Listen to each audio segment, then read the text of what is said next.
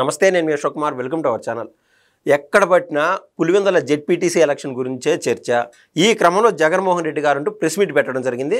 మనతో పాటు పూర్తిగా డిస్కస్ చేయడానికి షణ్ముఖ్ గారు ఉన్నారు. నమస్తే షణ్ముఖ్ గారు. నమస్తే అండి. జగన్మోహన్ రెడ్డి గారు ఈ మధ్య ఎక్కడ ప్రెస్ మీట్లోనే ఎక్కడ కనపడలేదు. ముఖ్యంగా జెడ్పీటీసీ ఎలక్షన్ గురించి కూడా ఎక్కడ మాట్లాడిన దాఖలాలు లేవు. ఇప్పుడు ఆయన ప్రెస్ మీట్ పెట్టి ఆయన అనేక కీలకమైన వ్యాఖ్యలు చేశాడు. యాజ్ యూజువల్ ఆయనకున్నటువంటి మానసిక రుగ్మత బయట పెట్టుకున్నారు. నేను అడుగుతున్నటువంటి ప్రశ్న ఏంటంటే అండి, చంద్రబాబు నాయుడు గారి గురించి ఆయన ఏకవచనంలో మాట్లాడినాడు.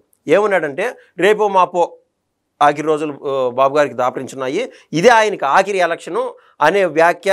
మరో రకాన అక్కడ ఆయన పైన పోటీ చేసి ఓడిపోయినటువంటి బీటెక్ రవి గారు ఎవరైతే ఉన్నారో వాడు వీడు అనే మాట్లాడడం జరిగింది. అసలు ఈ ఫ్రస్ట్రేషన్ అంతా దేనికి కారణం అండి? ఈరోజు చంద్రబాబు నాయుడు గారి వయసు 75 నుంచి 76 సంవత్సరాలు. ఓకే, 75, 76 మీ తండ్రి వయసు ఉన్నటువంటి చంద్రబాబు నాయుడు గారు డెఫినెట్గా రాజకీయంగా విమర్శలు చేయొచ్చు. సో వ్యక్తిగతంగా ఏ రోజైతే మీరు విమర్శలు చేసే స్థాయికి మీరు దిగజారారో, మీరు ఒక మాజీ ముఖ్యమంత్రి అనేది ఫస్ట్ మీరు గుర్తెరగాలి. సో మీరు మాజీ ముఖ్యమంత్రి అయితే రామకృష్ణ అనుకుంటే మీకు పుణ్యం వస్తుంది, ఈ వయసులో నీకు ఇదే ఆఖరి ఎలక్షను అని ఒక అసందర్భమైనటువంటి వ్యాఖ్యలు మాట్లాడడం జరిగింది. ఈరోజు ఎలక్షన్ అన్నాక రాజకీయ విమర్శలు చేసుకోండి, తప్పులేదు. కానీ వ్యక్తిత్వంగా ఏ రోజైతే మీరు విమర్శలు చేసే స్థాయికి మీరు దిగజారారో మీకు మీరుగానే మీ పార్టీ పతనమైందని చెప్పేసి మీరే ఒప్పుకుంటున్నారు.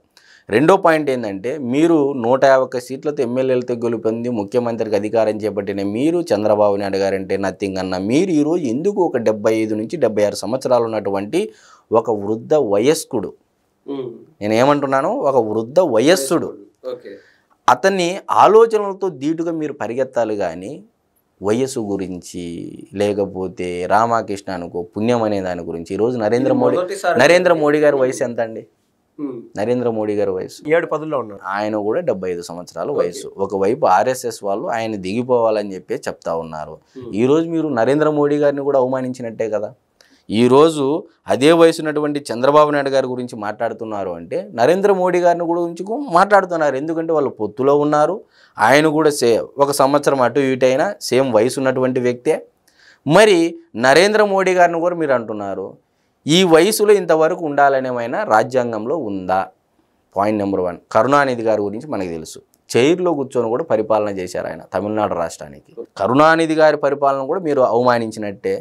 అంటే కేవలం మీరు అధికారంలో ఉండాలనే ఒక ఏదైతే ఉందో ఆ కోరిక, బలమైన కోరిక, ఆ కోరిక ప్రకారం మీరు ఎవరున్నా ఆపోజిట్గా మీరు రామకృష్ణకు పుణ్యం వస్తుందని చెప్పేసి అని మీరే డిసైడ్ చేస్తే అవతల యొక్క రాజకీయ వ్యూహాలను కూడా ఇంకా దీన్ని బట్టి అర్థమైంది. సో ఈ సందర్భంగా నాకు ఒక విషయం అంటూ గుర్తొస్తుందండి. ఇదే ఫ్యామిలీకి సంబంధించిన రాజశేఖర రెడ్డి గారు, ఆయన మంచి మనసుతో అనుకోండి, ఆయన ఒక మాట చెప్పడం జరిగినాడు. 6-10 వచ్చిన తర్వాత, అంటే 60 ఏళ్ళు వచ్చిన తర్వాత పొలిటికల్గా రిటైర్మెంట్ ప్రకటించాలా ఎవరైనా కూడా సహృద్భావంతో ఆయన చెప్పినాడు. అయితే అదే 60 ఏళ్ళు వచ్చిన తర్వాత ఆయన ముఖ్యమంత్రి అయినాడు రెండో తప్ప.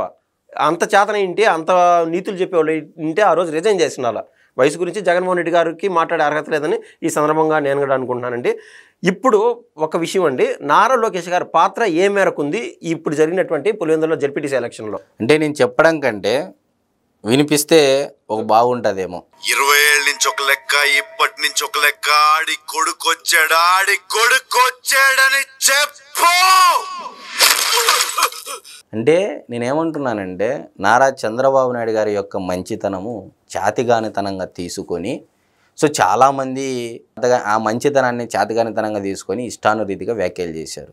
ఇప్పుడు ఆయన కొడుకు నారా లోకేష్ గారు ఇదే జమ్మలమడుగులో ఉన్నప్పుడు పాదయాత్ర, యువగలం పాదయాత్ర, పోలీసులు కూడా ఆ రోజు నిర్బంధిస్తే లోకేష్ గారిని ముందుకు వెళ్ళనీయకోకుండా జగన్మోహన్ రెడ్డి అనేటువంటి వ్యక్తి వాళ్ళ ఫ్యామిలీ 4 సంవత్సరాల ముఖ్యమంత్రి, మా కుటుంబము 24 సంవత్సరాల ముఖ్యమంత్రి అని చెప్పి మీసం తిప్పి మెలేసినటువంటి వ్యక్తి ఎవరు?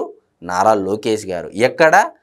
జగన్మోహన్ రెడ్డి గారు పుట్టినటువంటి ప్లేసులోనే, జమ్మలమడుగులోనే మీసం తిప్పినటువంటి పరిస్థితి. ఓకే. సో ఈరోజు జగన్మోహన్ రెడ్డి గారు ఆ రకంగా అయితే, నారా లోకేష్ గారు వయసు పరంగా చూసుకున్నట్టయితే జగన్మోహన్ రెడ్డి గారు కూడా రామకృష్ణ అనుకొని ఆయనకు కూడా ఈ వయసులో పుణ్యం చేసుకొని ఉండాలని చెప్పేసి నారా లోకేష్ గారు అనాలి. అవునా కదా? ఖచ్చితంగా.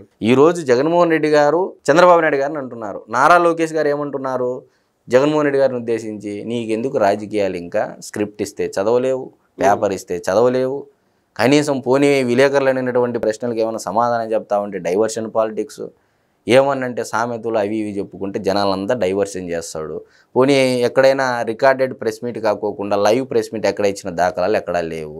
క్వశ్చన్ ఒకటి అడిగితే ఆన్సర్ ఒకటి చెప్తారని చెప్పేసి నారా లోకేష్ గారు ఎప్పుడో ఎన్నో ట్వీట్స్ ద్వారా మనకు తెలిపారు. అంటే నేను చెప్పేది ఏంటంటే ఫైనల్గా నారా లోకేష్ గారు 30 ఏళ్ల చరిత్ర తర్వాత ఈరోజు పులివెందుల్లో ఎన్నికలు జరిగాయి అంటే డెఫినెట్గా నారా లోకేష్ గారి పాత్రే. అంత ధైర్యం అక్కడ పులివెందుల తెలుగుదేశం పార్టీ కార్యకర్తలకు వచ్చింది అంటే ఎవరి వల్ల? డెఫినెట్గా నారా లోకేష్ గారి ప్రోద్బలంతోనే, బీటెక్ రవి గారి ప్రోద్బలంతోనే, కడప జిల్లా తెలుగుదేశం పార్టీ ప్రోద్బలంతోనే అక్కడ జరిగిందని అయితే మనం ఖచ్చితంగా చెప్పచ్చు. ఈ సందర్భంగా అండి ప్రధానమైన విమర్శ ఏంటంటే పోలీసు వారు ముఖ్యంగా అక్కడ ఉన్నటువంటి డిఐజీ కోయ ప్రవీణ్ గారు ఈ ఎలక్షన్లో పూర్తి స్థాయిలో పసుపు కండువాలు వేసుకొని టీడీపీ పంచన చేరారు అని అందరూ విమర్శిస్తున్నారు, ముఖ్యంగా సాక్షి వారు. దానికి మీరేమంటారు? పసుపు చీర కట్టుకుంటేనే కమెంటు చేసినటువంటి నీచమైన చరిత్ర అందరికీ తెలుసు, ప్రజలందరికీ తెలుసు. ఎవరు కట్టుకున్నారు, ఎవరు ఆరోపణ చేశారు, ఎవరి సోషల్ మీడియాలో పోస్టులు పెట్టారు అనేది రాష్ట్రం అంతా చూసింది. ఈరోజు నేను కొత్తగా చెప్పేది ఏం లేదు.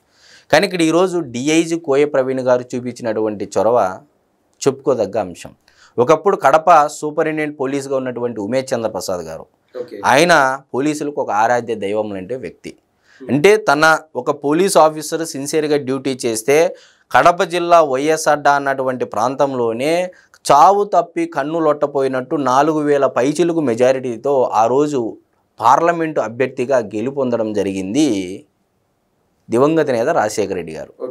మరి ఈరోజు అదే పులివెందుల్లో, అంటే ఇప్పటి వరకు పులివెందులు అనేది మేకలను తిన్న పులులను చూసింది, ఇప్పుడు పులులను వేటాడే బెబ్బులని చూశారు అని మనం ఒక అభివర్ణించవచ్చు డిఐజీ కోయ ప్రవీణ్ గారిని చూస్తే. ఎందుకంటే ఈరోజు ఒక డిఐజీ స్థాయి వ్యక్తి ఏకంగా వైఎస్ఆర్సీపీ పార్టీ ఆఫీస్కి వచ్చేసి అక్కడ ఏదో వ్యూహరచన చేస్తున్నారు, పార్టీ ఆఫీసులో కూర్చొని ఏదో గలాట్లకు లేకపోతే అల్లరి మూకలు అందరూ కలుసుకుని ఏదో కుట్ర పన్నుతున్నారని ఇంటెలిజెన్స్ సమాచారం వచ్చిన వెంటనే ఇమ్మీడియట్గా డైరెక్ట్ వైఎస్ఆర్సీపీ పార్టీ ఆఫీస్కి వెళ్ళేసి అక్కడ నోటీసులు ఇచ్చి చట్టబద్ధంగానే, ఎక్కడ చట్ట వ్యతిరేకంగా చేయలేదు, చట్టబద్ధంగా రాజ్యాంగబద్ధంగా అటు తెలుగుదేశం పార్టీ ఎమ్మెల్సీ భూమిరెడ్డి రాంగోపాల్ రెడ్డి గారిని అరెస్ట్ చేసి ఎక్కడికో తీసుకొని వెళ్ళారు, ఆయన అనుచరులను తీసుకొని వెళ్ళారు. ఇటు అవినాష్ రెడ్డి గారిని కూడా ఎక్కడికో ఎర్రగొంటలకు అక్కడంతా తిప్పారు. అల్టిమేట్గా ఇక్కడ ఎమ్మెల్సీని అరెస్ట్ చేశారు, బీటెక్ రవి గారిని తీసుకుపోయారు, అవినాష్ రెడ్డి గారిని తీసుకుపోయారు. దీంతో అన్యాయం ఎక్కడుంది? ఈరోజు గోరంట్ల మాధవ్కి ఏం పని, కేతిరెడ్డి వెంకటరామరెడ్డి గారికి ఏం పని, రాచమల్ల వరప్రసాద్ రెడ్డి గారికి ఏం పని, కడప మాజీ మేయర్ సురేష్ బాబు గారికి ఏం పని? ఈరోజు అనంతపురం జిల్లా వాళ్ళు వచ్చిరి, కడప జిల్లా వాళ్ళు వచ్చిరి, చిత్తూరు జిల్లా వాళ్ళు వచ్చిరి, పులివెందుల్లో మకాం వేశారు. వాళ్ళందరికీ ఇక్కడ ఏం పని అని చెప్పేసి ఈరోజు మీరు ప్రశ్నించుకోవాల్సినటువంటి సమయం ఆసన్నమైంది జగన్మోహన్ రెడ్డి గారు అయితే మనం ఖచ్చితంగా. మొత్తం మీద పులివెందుల్లో అయితే ఎలక్షన్ శాంతియుతంగా జరిగాయా? శాంతియుతం అయితే ఎక్కడ జరగలేదు. ఎందుకు నేను ఈ మాట అంటున్నానంటే ఇక్కడ వైఎస్ఆర్సీపీ పార్టీ నాయకులు సాక్షాత్తు డిఎస్పీ మురళీ నాయక్ గారిపైనే తాగినటువంటి కొంతమంది వ్యక్తులు గన్నులతోనో లేకపోతే కర్రలతోనో రాడ్లతోనో హల్చల్ చేశారు. నిన్న కూడా మీడియాలో మనమంతా చూసాము. ఇప్పుడు అంత గలాట్లకు చేసుకోవాలని ముందుకు వచ్చినటువంటి వైఎస్ఆర్సీపీ వాళ్ళని అల్లరి మూకలను అణిచివేయాలంటే డిఎస్పీ మురళీ నాయక్ గారు ఏం వాడారు, ఇక్కడ యూనిఫామ్ నువ్వు తాగి వచ్చి మాట్లాడిండొచ్చి ఇక్కడ యూనిఫామ్ కాల్చి పారేస్తా అని చెప్పేసి అనడం జరిగింది. ఒక సినిమా సీన్ రిపీట్ అయ్యింది, అక్కడ విక్రమార్కుడి సినిమా సీన్ అనేది రిపీట్ అయ్యింది.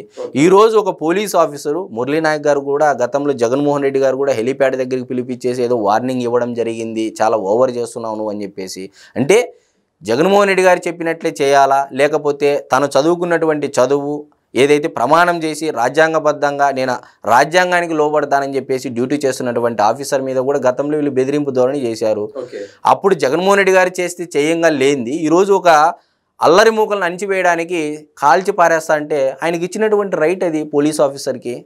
ఎందుకంటే అదే శాంతియుతంగా నిరసన చేయొచ్చు, వైఎస్ఆర్సీపీ పార్టీ నాయకులైనా కార్యకర్తలైనా శాంతియుతంగా ధర్నా చేయొచ్చు, ర్యాలీ చేయొచ్చు, నిరసన చేయొచ్చు.